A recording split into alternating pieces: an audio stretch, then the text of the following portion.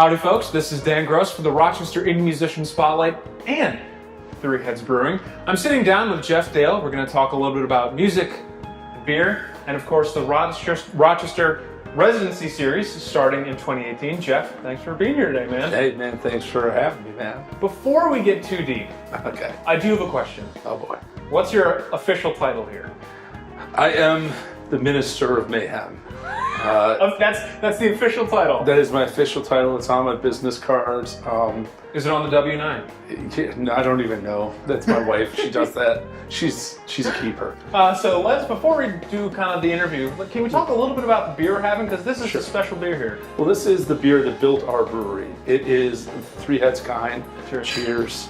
It's one of our original four. And it's actually our top selling beer. It is a good West Coast IPA. It's not too bitter, good flavor. Nice finish. Yeah, it doesn't suck. Tell us a little bit about yourself as a musician, a booker, and how you came to Three Heads. Well, honestly, as a musician, I started playing music back when I was like 13 years old. My mom made me play clarinet for a couple of years to prove that I could actually be good at it.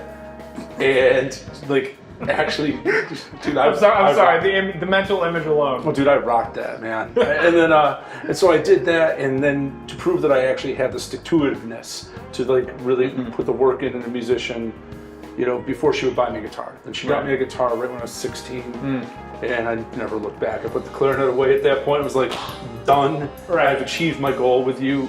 See ya.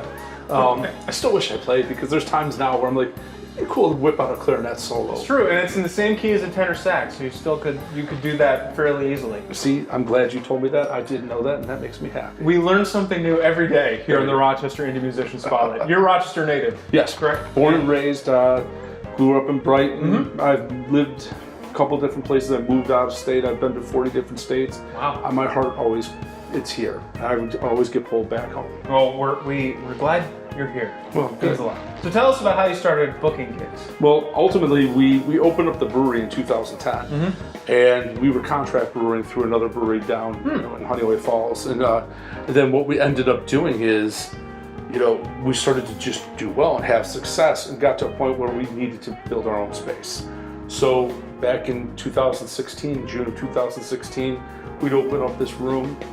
Music has always been a huge part of everything that Three Heads does. From the beginning, when we were home brewing, we would fight over whose iPod we were going to listen to. It was actually almost came to blows a couple times. And then, you know, then even from the time when we did our first launch party, we had two bands play. We've always had bands at an event. And part of that is, ever since the time I was 16, pardon me, Mom, I'll say this now and then you'll hear after why.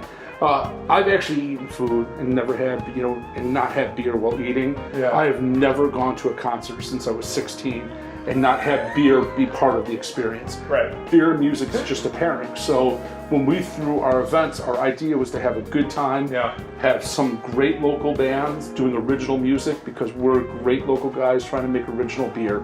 It just was a good synergy. And then when we decided to open our brewery, it just made absolute sense that we would have a stage here, that we would do shows. It's just such a part of who we are. Yeah. This is one of the reasons why I think a collaboration between the Spotlight and Three Heads makes a lot of sense, because our goals are pretty common. We share a dedication to kindness, community, and great music and beer, regardless of genre or taste. All those things are important. So it was a natural pairing. So you speak of pairings earlier, so it made sense that we teamed up a little bit. And part of the reason we started this now is because Three Heads Brewing is doing a very special series program come 2018 called the Rochester Residency. Yes. Geoff, let her rip. Tell us All about it. right. Well, I've always liked the concept of a residency, you know, where you have like one band come and play for a month. You see some of the great heavyweights in this town that have done it. Thunder Bodies, Notorious for doing some great ones. Giant Panda's done some, you know, back in the day, Dubland. You know, and you do these kind of things, and it's I like the idea of it. But what I was noticing as a guy now that's booking a lot of bands is I would start to see my friends in like 4 different bands, and then it was, well, why don't we do a residency where we feature, you know, just one artist, and then they can have some of their different projects show up, you know, and then we decided to take it a step further, where then I was starting to ask them, hey, you know, yeah, do the bands that you're in, but maybe take a week or two and do something out of left field. You sort of get caught in doing, you know, I'm in this band, I have to play this music all the time, and sometimes you don't get a chance to really show some of the other facets of what you like. And all the musicians in this town are incredible players that play so many different styles. So I started reaching out to some of my best friends, guys that I love in this city, and started going, hey, would you want to do a residency where it's all about you? Not about a band, but more about you and the different projects. And to a man, all the players that I asked were so into the idea, signed up right away, and I got 12 of the heaviest hitters to come out and do this, and it's just, it's crazy. I mean, we have guys from Giant Panda that are going to be here. We're going to have guys from Friday in America. We're going to have guys from English Project.